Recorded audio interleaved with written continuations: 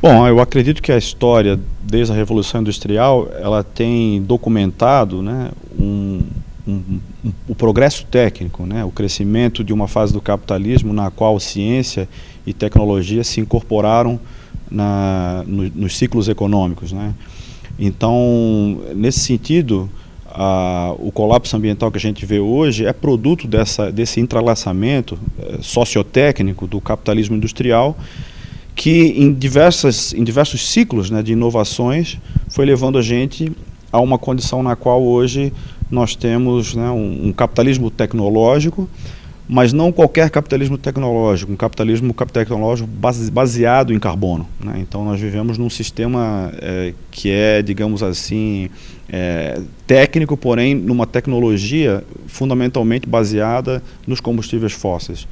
Então, o advento do antropoceno, realmente ele tem uma marca importante com o início da Revolução Industrial na Europa, mas com a expansão de um sistema industrial, né, por diferentes formas em diferentes partes do mundo, né. Agora, a ciência e a tecnologia também nesse processo, ela também não só construiu a fase atual do capitalismo do carbono, mas também é uma ciência que ela produziu um diagnóstico dessa situação, né? Então nós temos, por exemplo, as ciências climáticas a partir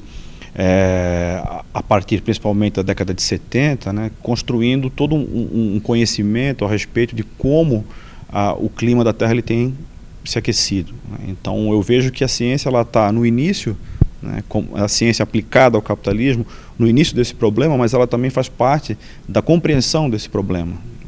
E eu acho que a história ela tem um papel fundamental, né, a história da ciência, em mostrar como a ciência ela se constrói ao longo da história de diferentes maneiras, né? Então, existe uma história do progresso técnico, como você bem colocou, que advém da Revolução Industrial, mas existe uma história da ciência ambiental também, existe uma história das ciências humanas, existe uma história da ciência que vai de encontro a esses problemas. Eu vejo que em relação à tecnologia, né, nós não podemos, digamos assim, ser nem otimistas e nem pessimistas. Nós temos que compreender a tecnologia da maneira que ela é e nos efeitos que ela causa na sociedade e na economia, né? Então, a tecnologia ela depende fundamentalmente dos contextos em que ela é criada, em que ela é gestada, em que ela é aplicada, né? Então, nesse sentido, eu não entendo que a tecnologia por si só ela é boa ou má, né? E tampouco entendo que a tecnologia é neutra, né? A tecnologia ela não é neutra, a tecnologia ela é construída com a sociedade. Agora, se esses avanços, né, dessas formas de gestão científica da produção industrial, elas vão culminar aí numa situação mais grave, ou nós vamos encontrar a partir delas também soluções, né, é algo para a gente pensar, né? Não tem como a gente imaginar um futuro a partir somente dessas informações que a gente tem hoje, né? Mas eu acredito que a ciência, nesse processo, ela faz sim parte da solução, né? A ciência, nós não vamos contornar esse tempo de extremos, como é o título do evento, sem a ciência. Agora, o problema aqui é qual o papel que a gente quer para a ciência, né? A gente quer uma ciência, digamos, que ela seja sensível às questões da sociedade, às questões locais, aos problemas dos povos, né, aos problemas ambientais que eles acontecem em determinadas regiões. Então, que a ciência ela compreenda também que ela necessita compreender um espaço geográfico, um aspecto da cultura, necessidades específicas dos grupos minoritários, desigualdades sociais, que elas estão colocadas aí. O que a gente não pode contar é com uma ciência que ela fica intramuros, né, que seria uma ciência apartada da sociedade, né, e apartada também dos problemas ecológicos, certo?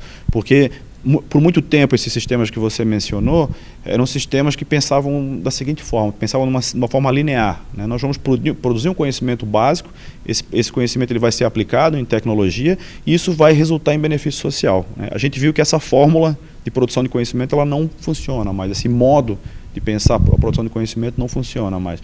Então nós precisamos partir, na minha percepção, de uma ciência que ela busque seus problemas e seus itens da sua agenda científica na sociedade e sensível aos problemas ecológicos. para depois a gente vir para a universidade, vir para os institutos de pesquisa, junto com a sociedade, certo? Para lidar com esses problemas. E aí sim a gente vai começar a ter soluções científicas. Eu acho fundamental, né? A gente teve também um ecólogo que participou da mesa.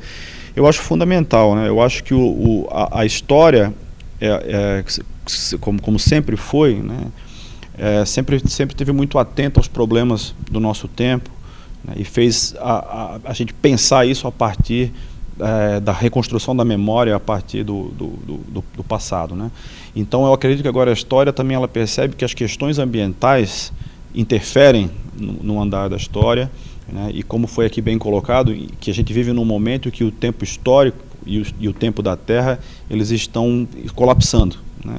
Se antes a gente podia falar do tempo da Terra em termos de uma era geológica de 4 bilhões de anos, hoje nós percebemos e do contrário, né?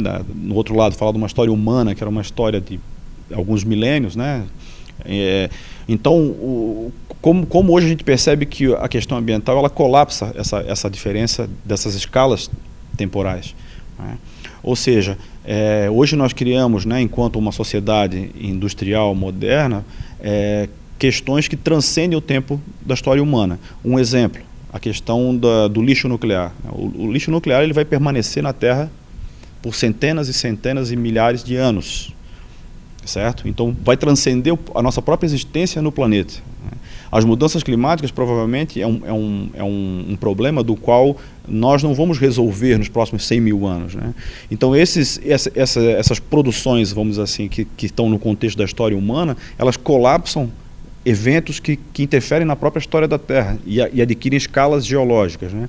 É daí que o termo antropoceno, que foi discutido aqui, entra como um termo-chave para que a história também se aproprie da ideia de uma história da Terra, né? Uma história que ela não seja mais contada somente pela geologia, mas uma história na qual agora é preciso unir a história humana à história da Terra.